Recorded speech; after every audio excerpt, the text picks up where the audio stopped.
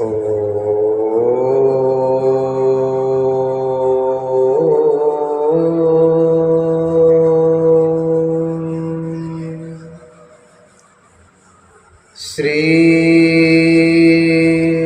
शांब शिवाय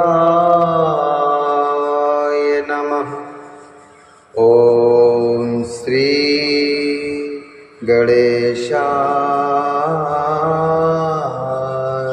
नमः। श्री शिवाय नमस्तुभ्यं। श्री शिवाय नमस्तुभ्यं। श्री शिवाय नमस्तुभ्यं।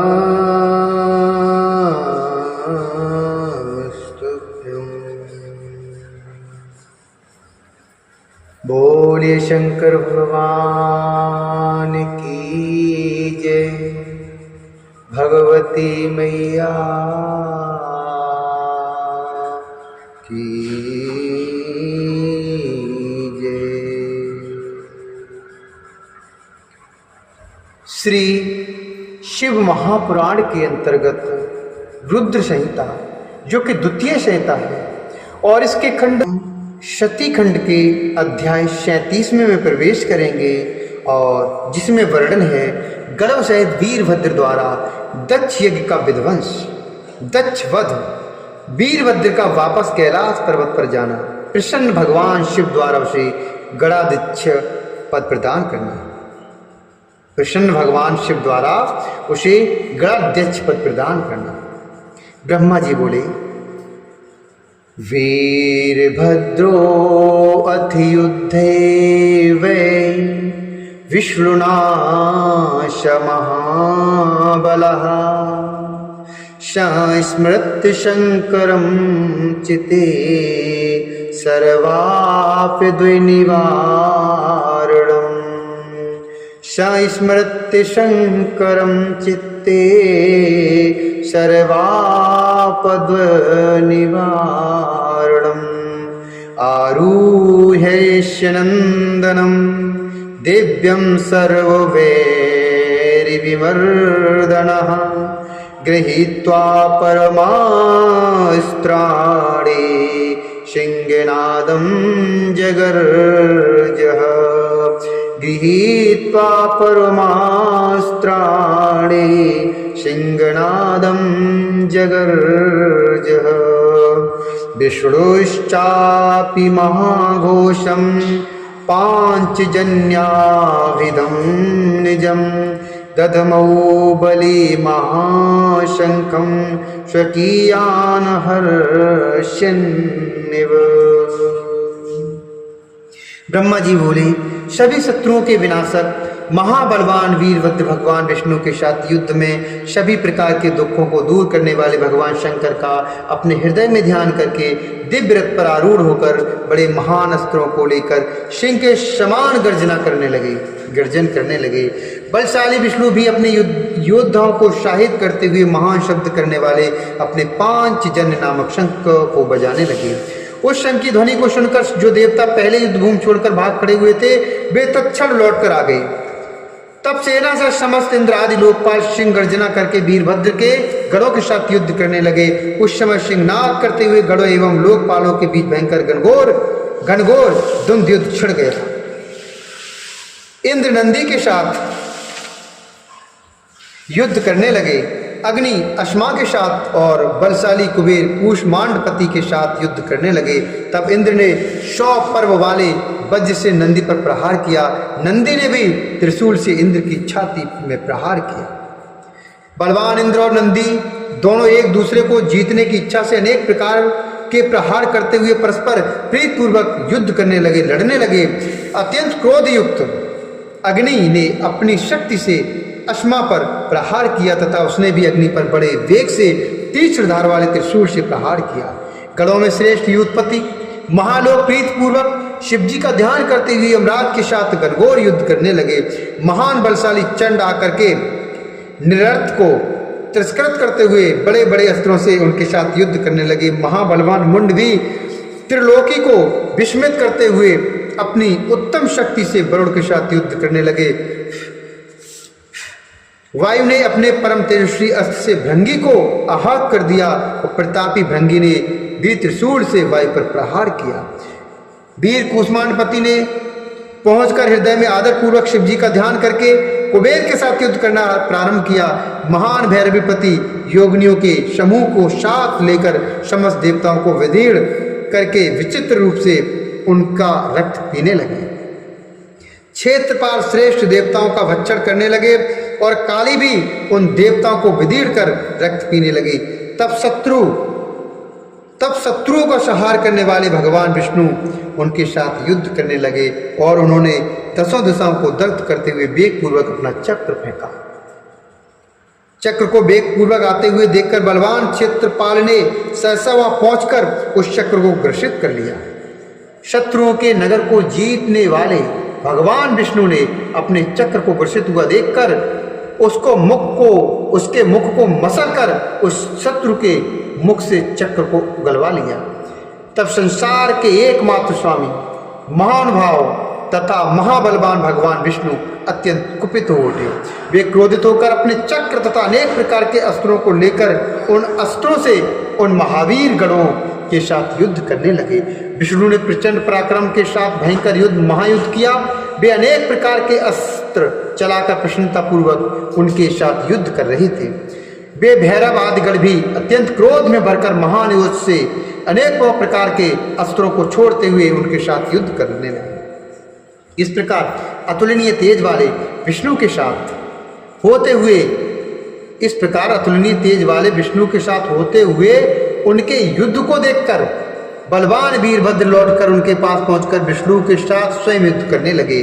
उसके बाद तेजस्वी माधव भगवान विष्णु अपने चक्र को लेकर कुपित होकर उन वीरभद्र के साथ युद्ध करने लगे। हे मुने, उस समय अनेक प्रकार के अस्त्र धारण करने वाले महावीर वीरभद्र तथा सागरपति विष्णु उन दोनों का रोमांचकारी घनघोर युद्ध होने लगा। विष्णु के योग बल से उनके शरीर से शंख चक्र और गदा हाथों में धारण किए हुए असंख्य वीरगण प्रकट हो गए। विष्णु के समान ही बलशाली तथा नाना प्रकार के अस्त्रों को धारण किए हुए वे वीरगण वार्तालाप करते हुए वीरभद्र के साथ युद्ध करने लगे। वीरभद्र ने भगवान शंकर के स्मरण करके विष्णु के समान तेजस्वी उन सभी को अपने त्रिशूल से मारकर भस्म कर दिया। तत्पश्चात उन महाबली वीरभद्र ने युद्ध भूमि में ही लीलापूर्वक विष्णु की छाती पर त्रिशूल से प्रहार किया। हे मुने, पुरुषोत्तम श्रीहरि त्रिशूल के प्रहार से घायल होकर सहसा भूमि पर गिर पड़े और अचेत हो गए। तब प्रलयाग्नि के समान तीनों लोकों को जला देने वाला और वीरों को भयभीत करने वाला अद्भुत तेज उत्पन्न हुआ। पुरुषश्रेष्ठ श्रीमान भगवान विष्णु पुनः उठकर क्रोध से नेत्रों को लाल किए हुए अपने चक्र को उठाकर वीरभद्र को मारने के लिए खड़े हो गए। तब दीनता रहित चित्त वाले शिव स्वरूप वीरभद्र ने प्रलयकालीन आदित्य के समान महातेजस्वी उस चक्र को स्तंभित कर दिया। हे मुने, मायापति महाप्रभु शंकर के प्रभाव से विष्णु के हाथ में स्थित चक्र चल नहीं पाया, वह निश्चित रूप से स्तंभित हो गया था। तब भाषण करते हुए उन गणेश्वर वीरभद्र ने विष्णु को भी स्तंभित कर दिया और वे शिखर युक्त पर्वत के समान खड़े रह गए। हे नारद, वीरभद्र ने जब भगवान विष्णु को स्तंभित कर दिया अर्थात एक जगह स्थित कर दिया, तब वह देखकर याज्ञिकों ने स्तंभन से मुक्त कराने वाले मंत्र का जप करके उन्हें स्तंभन से मुक्त कर दिया। हे मुने, तदंतर स्तंभन से मुक्त होने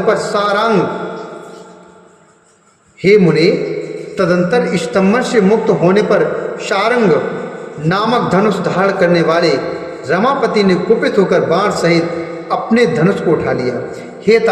हे मुने, उन वीरभद्र ने 3 बाणों से विष्णु के सारंग धनुष पर प्रहार किया और वह उसी क्षण 3 टुकड़ों में विभक्त हो गया। तब महावाणी द्वारा बोधित हुए विष्णु ने उन महागण वीरभद्र को असह्य तेज से संपन्न जानकर अंतर्धान होने का मन में विचार किया। सती के द्वारा किए गए आत्मदाह के समस्त परिणाम को जो शत्रुओं के लिए असह्य था जानकर सभी लोग सबके स्वामी स्वतंत्र शिव जी का स्मरण करके अपने गणों के साथ अपने अपने लोक को चले गए।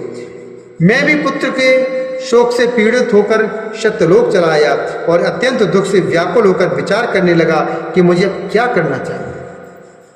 मेरे तथा श्री विष्णु के चले जाने पर जो भी यज्ञोपजीवी देवता थे मुनियों सहित उन सबको शिवगणों ने जीत लिया। उस उपद्रव को और महायज्ञ को विध्वस्त हुआ देखकर यज्ञ देव अत्यंत भयभीत होकर मृग का रूप धारण करके भागने लगे।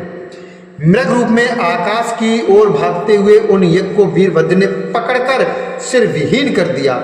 उसके बाद महागण वीरभद्र ने प्रजापति धर्म कश्यप अनेक पुत्रों वाले मुनीश्वर अरिष्टनेमी मुनि अंगिरा कृशाश्व तथा महामुनि दत्त के सिर पर पैर से प्रहार किया।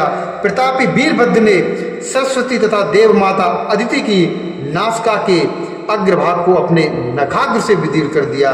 तत्पश्चात क्रोध के कारण चढ़ी हुई आंखें वाले उन वीरभद्र ने अन्यान्य देवताओं को भी विदीर्ण करके उनको पृथ्वी पर गिरा दिया। मुख्य मुख्य देवताओं और मुनियों को विदीर्ण कर देने पर भी वे शांत नहीं हुए। महान क्रोध से भरे हुए वे नागराज की भांति सुशोभित हो रहे थे। जैसे सिंह बन के हाथियों की ओर देखता है उसी प्रकार शत्रुओं को मारकर भी वीरभद्र सभी दिशाओं में देखने लगे कौन शत्रु कहां पर छिपा है। उसी समय प्रतापी मणि भद्र ने भृगु को पटक दिया और उनकी छाती पर पैर से प्रहार करके उनकी दाढ़ी नोच ली। चंड ने बड़े वेग से पूषा के दांत को उखाड़ लिया।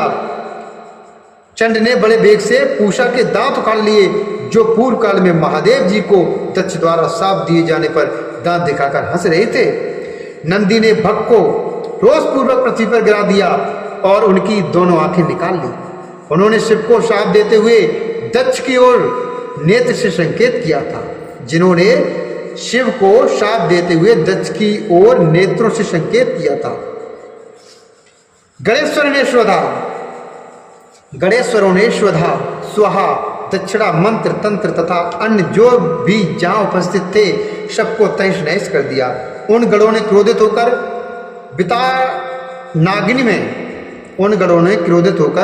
बिता नाग्नि में विष्ठा की वर्षा कर दी। इस प्रकार वीर गणों ने यज्ञ की ऐसी दुर्गति कर दी जिसका वर्णन नहीं किया जा सकता। ब्रह्मपुत्र दक्ष उनके भय के मारे अंतर्वेदी के भीतर छिप गए थे।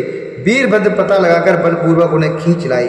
उनका गाल पकड़कर उन्होंने उनके मस्तक पर तलवार से आघात किया परंतु योग के प्रभाव से उनका सिर फटा नहीं अभेद ही रह गया। तब उनके सिर को अस्त्र शस्त्रों से अभेद समझकर उन्होंने पैरों से दक्ष की छाती को दबाकर हाथ से सिर को तोड़ दिया। तदंतर गणों में श्रेष्ठ वीरभद्र ने उन शिवद्रोही दुष्ट दक्ष के उस सिर को अग्निकुंड में डाल दिया। उस समय वीरभद्र अपने हाथ में त्रिशूल घुमाते हुए इस प्रकार शोभित हो रहे थे मानो युद्ध भूमि में संवर्ताग्नि सबको जलाकर क्रोध में भरी हुई पर्वत के समान स्थित है। जिस प्रकार प्रज्वलित अग्नि पतंगों को जला डालती है उसी प्रकार वीरभद्र ने क्रोधित होकर बिना परिश्रम किए ही इन सबको मारकर अग्नि से जला डाला। तत्पश्चात दक्ष आदि को जलाकर वीरों को शोभा से युक्त त्रिलोकी को गुंजित करते हुए वीरभद्र ने भयानक अट्टहास किया। तदंतर वहां गणों सहित वीरभद्र के ऊपर नंदनवन की दिव्य पुष्प वृष्टि होने लगी। शीतल सुगंधित तथा सुखदायक हवाएं धीरे धीरे बहने लगी और उसी के साथ देवताओं की दुंदुभियां बजने लगी। तदंतर घोर अंधकार का नाश करने वाले सूर्य की भांति वे वीरभद्र दक्ष और उनके यज्ञ विनाश करके दक्ष और उनके यज्ञ का विनाश करके कृतकार होकर तुरंत कैलाश पर्वत तक चले गए। कार्य को पूर्ण किए हुए वीरभद्र को देखकर परमेश्वर शिवजी मन ही मन प्रसन्नतापूर्वक कार्य को पूर्ण किए हुए वीरभद्र को देखकर परमेश्वर शिवजी मन ही मन प्रसन्न हुए और उन्होंने वीरभद्र को गणों का अध्यक्ष बना दिया। इस श्री शिव महापुराण द्वितीयाम बुद्ध संहितायाम द्वितीय शती खंडे यज्ञ विध्वंस वर्णनम नाम सप्तत्रंशोध्याय। इस प्रकार श्री शिव महापुराण के अंतर्गत द्वितीय रुद्र संहिता के द्वितीय शती खंड में यज्ञ विध्वंस वर्णन नामक 37वां अध्याय पूर्ण हुआ। बोले शंकर भगवान की जय, रुद्र भगवान की जय।